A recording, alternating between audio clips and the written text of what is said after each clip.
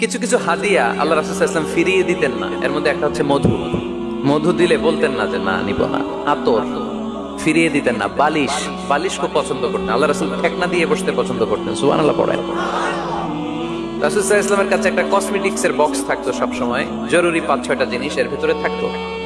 ওখানে আল্লাহ রাসূল সাল্লাল্লাহু আলাইহি ওয়াসাল্লাম চিরুনি রাখতেন। চিরুনি, আপনারা চুল আঁচড়ান তো চিরুনি দিয়ে, সবসময় পরিপাটি থাকবেন, এটা সুন্নাহ। পরিচ্ছন্ন ফিট থাকা, সবসময় গেট আপটা ভালো থাকে, এটা সুন্নাহ। আল্লাহ রাসূল সাল্লাল্লাহু আলাইহি ওয়াসাল্লাম কোন বিদেশি ডেলিগেট আসলে তাদের সাথে দেখা করার আগে সময় নিতেন, নিজেকে গুছিয়ে নিতেন। সুবহানাল্লাহ পড়েন।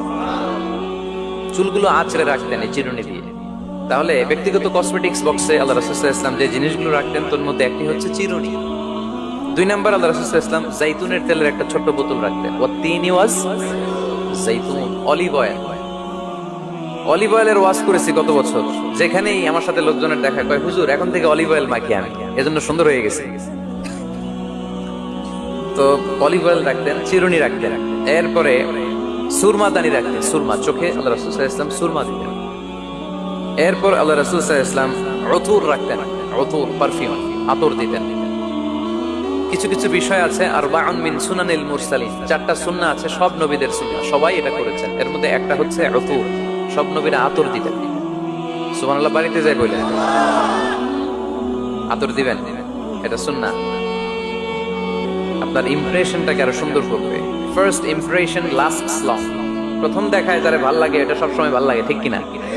প্রথমেই যদি কারোর সাথে কথা বলতে যাওয়ার পরে দেখা যায় আপনারা দেখতে খারাপ লাগে, গায়ে দুর্গন্ধ আসবে আর আপনার কাছে আসবে না। এরপর আসিওয়াক, ওই কসমেটিক্স বক্সে আল্লাহ রাসূল সাল্লাল্লাহু আলাইহি ওয়াসাল্লাম মেসওয়াক রাখতেন। কি রাখতেন? এটাও সব নবীদের সুন্নাত। তো আমরা যেন পরিপাটি থাকি, সব সময় যেন পরিপাটি থাকি। তো মৌমাছির নামে সূরা দিলেন, এরকম এক ভাই বলল যে মাকড়সার নামে, হ্যাঁ, আল আনকাবুত নামে সূরা দিয়েছে। এভাবে আল্লাহ তাআলা পরিবারের নামে সূরা দিয়েছেন। ওই সূরাটার নাম আলে ইমরান। কি নাম? আমি যে বারবার প্রশ্ন করতেছি, আপনাদের কষ্ট হচ্ছে? মন খারাপ হইতেছে না তো? নাকি উত্তর দিতে ভালো লাগতেছে? ভালো লাগতেছে কার কার? দেখে ভাল লাগে সবার, কিন্তু উত্তর দেয় কয়েকজন।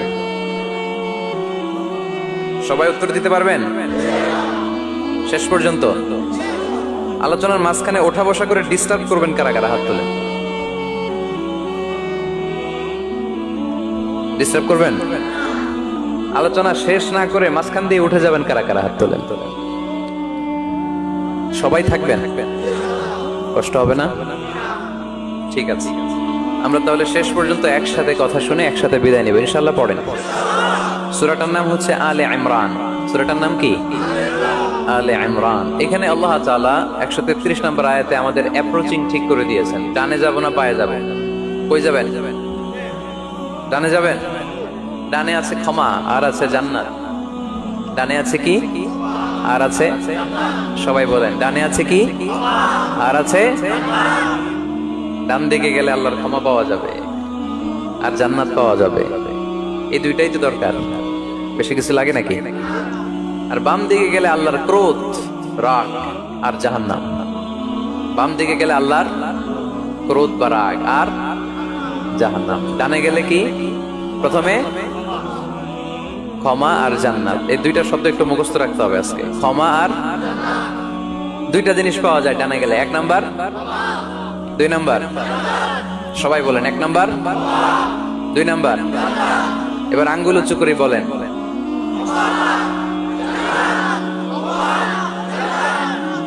মাশাআল্লাহ। তাহলে ডানে গেলে পাওয়া যায় ক্ষমা আর জান্নাত, বায়ে গেলে পাওয়া যায় আল্লাহর ক্রোধ বা রাগ আর জাহান্নাম। নাও দ্য ডিসিশন ইজ yours। সিদ্ধান্ত আপনাদের। where to go, where to approach and where to proceed। ক্ষমার দিকে ছোট, জান্নাতের দিকে ছোট। ক্ষমা লাভের প্রতিযোগিতা করো, জান্নাত লাভের প্রতিযোগিতা করো। কিন্তু আমরা কি ক্ষমা আর জান্নাত লাভের প্রতিযোগিতা করি? আমরা কি ভালো কাজের প্রতিযোগিতা করি? আল্লাহ বললেন ফাস্তাবিকুল খায়রাত, ভালো কাজের জন্য প্রতিযোগিতা করো। আমরাও প্রতিযোগিতা করি খারাপ কাজের, তাই না? দুনিয়া কামানোর প্রতিযোগিতা করি আমরা। কি করে বেশি অর্থ উপার্জন করা যায়, হালাল পন্থায় হোক বা হারাম পন্থায় হোক, টাকা কামানোর প্রতিযোগিতা আসরা নাই? ক্ষমতার দাপট দেখিয়ে লড়াইয়ে টিকে থাকার প্রতিযোগিতা করি আমরা, জোরে কোন ঠিক কিনা? আমরা প্রাসাদ বানানোর প্রতিযোগিতা করি, আমরা বিশ্ব সুন্দরীর প্রতিযোগিতা করি, আমরা প্রতিযোগিতা করি কে হবে মাসুদ রানা। এটাও জানেন আপনারা? কে হবে সৎ মানুষ, কে হবে আদর্শ বাংলাদেশী, এরকম প্রতিযোগিতা আছে। সবাই কি হইতে চায়? মাসুদ রানা। বিশ্ব সুন্দরীর প্রতিযোগিতা, মাসুদ রানার প্রতিযোগিতা, টাকা কামানোর প্রতিযোগিতা, ক্ষমতার লড়াইয়ে টিকে থাকার প্রতিযোগিতা। কিন্তু আল্লাহ বললেন নো ফাস্তাবিকুল খায়রাত, ভালো কাজের প্রতিযোগিতা করো। আল্লাহ বোঝাতে চাইলেন দুনিয়ার ক্ষণস্থায়ী প্রতিযোগিতায় নেমে সময় নষ্ট করো না, ভালো কাজের প্রতিযোগিতা করো। আর ক্ষমার জান্নাত লাভের জন্য ছোট, এটা এমন জান্নাত যেই জান্নাতটা আকাশ জমিন বিস্তৃত। সুবহানাল্লাহ পড়ে। وسارعوا إلى مغفرة من ربكم وجنة عرضها السماوات والأرض أعدت للمتقين। سبحان الله পড়েন।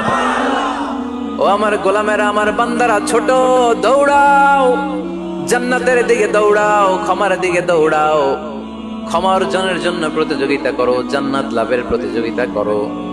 এমন জান্নাত আরদুহাস সামাওয়াত ওয়াল আরদ, যেই জান্নাত আকাশ জমিন পর্যন্ত বিস্তৃত, বিশাল জান্নাত। জান্নাতে কি ধাক্কাধাক্কি আছে? ঠেলাঠেলি, জায়গা নিয়ে মারামারি? আমাদের বাংলাদেশে জায়গা নিয়ে মারামারি আছে না নাই? কোর্ট পর্যন্ত করায়, তাই না? সামান্য 1 বিঘা জায়গার জন্য কোথায় চলে যায়? কোর্টে। কোর্ট পর্যন্ত গড়ায়। কিন্তু জান্নাতে এই জায়গা নিয়ে ধাক্কাধাক্কি হবে? বিশাল জান্নাত, বিশাল জান্নাত। সর্বশেষ যেই লোকটা 1000 বছর জাহান্নামে পড়ার পরে জান্নাতে ঢুকবে, ওই লোকের জান্নাতের যে সাইজ হবে এটা এই দুনিয়ার সাইজের 10 গুণ বড় হবে। আগের কালে আমাদের যে দরজাগুলো ছিল গ্রাম বাংলায়, দরজাগুলোর 2টা কপাট ছিল, জানেন? 2টা কপাট একসাথে আইনার উপরে তালা লাগাইতো। এখনই না 1 কপাটের দরজা শার্ট করে খুলে যায়, এখন আছে। তো আল্লাহ রাসূল সাল্লাল্লাহু আলাইহি ওয়াসাল্লাম বললেন জান্নাতের যে দরজার 2টা কপাট, এই 2টা কপাটের একটা কপাট কত বড় শোনো। ইন্না আল মিসরাআইন মিন মাসারি'আল জান্নাহ মা বাইনা মক্কা ওয়া হাজার। জান্নাতের 2 দরজার 2 কপাটের একটার সাইজ হচ্ছে সৌদির মক্কা শহর থেকে বাহরাইনের হাজার শহর যত দূর, জান্নাতের একটা কপাটের দূরত্ব তত দূর। এর মানে হচ্ছে সৌদির মক্কা শহর থেকে বাহরাইন যত দূর, ওই হিসাবে কয়েকশো কোটি লোক, কয়েকশো একসাথে জান্নাতে ঢুকবে। এক ধাক্কায় কয়েকশো কোটি কিংবা কয়েক হাজার কোটি ঢুকে যাবে। তাহলে ওই জান্নাতে কোনো ধাক্কা ধাক্কি, ঠেলাঠেলি, কিলাকিলি। সুবহানাল্লাহ পড়ে। ওয়াসারি'উ ইলা মাগফিরাতিন মির রাব্বিকুম ওয়া জান্নাতিন 'আরদুহাস সামাওয়াতু ওয়াল আরদ উ'ইদ্দাত লিল মুত্তাকিন। আল্লাহ বললেন ক্ষমার দিকে ছোট, আর এমন জান্নাতের দিকে ছোট যেই জান্নাতটা আকাশ জমিন বিস্তৃত। উ'ইদ্দাত লিল মুত্তাকিন, মুত্তাকিনদের জন্য এই জান্নাতকে তৈরি করে রেখেছে কে? তার মানে জান্নাত একটা সাম্প্রদায়িক জায়গা। জান্নাত একটা কি জায়গা? যেখানে মুত্তাকিরা ছাড়া কেউ ঢুকতে পারবে নাকি সবাই ঢুকতে পারবে? সবাই ঢুকতে পারবে না, ওখানে শুধু মুত্তাকিনরা ঢুকতে পারবে। উ'ইদ্দাত লিল মুত্তাকিন, এটা মুত্তাকিনদের জন্য আল্লাহ তাআলা তৈরি করে রেখেছে। হাদিসে কুদসিতে আল্লাহ তাআলা বলেছেন, এই উ'ইদ্দাতের এই শব্দের ব্যবহারই করেছেন আ'দাতু লিইবাদিয়াস সালিহিন, আমি আমার নেককার বান্দাদের জন্য এমন জান্নাত বানিয়েছি মা লা আইনুন রাআত, পৃথিবীর কোন চোখ ওই জান্নাতের সৌন্দর্য দেখে নাই। ওয়ালা উযুনুন সামিআত, পৃথিবীর কোন কান জান্নাতের কোন সুন্দর শব্দের আওয়াজ শুনে নাই।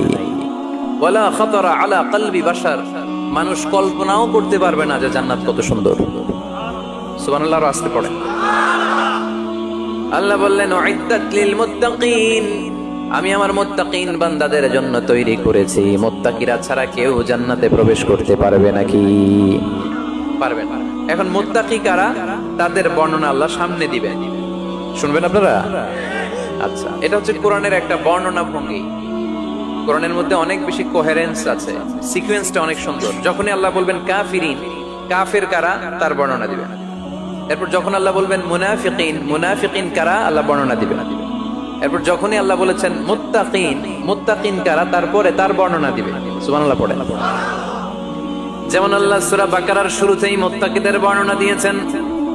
আল্লাহ দ্ব্যর্থহীন কণ্ঠে ঘোষণা করে বলেছেন, যালিকাল কিতাবু লা রাইবা ফীহি হুদাল লিল মুত্তাকিন। এই কিতাবটা এমন কিতাব যেই কিতাবে কোনো সন্দেহ নাই, আর এটা হুদাল্লিল, সবাই বলেন হুদাল্লিল, এটা মুত্তাকিদের জন্য পথ প্রদর্শনকারী। যে কাউকে এই কিতাব পথ দেখায় না।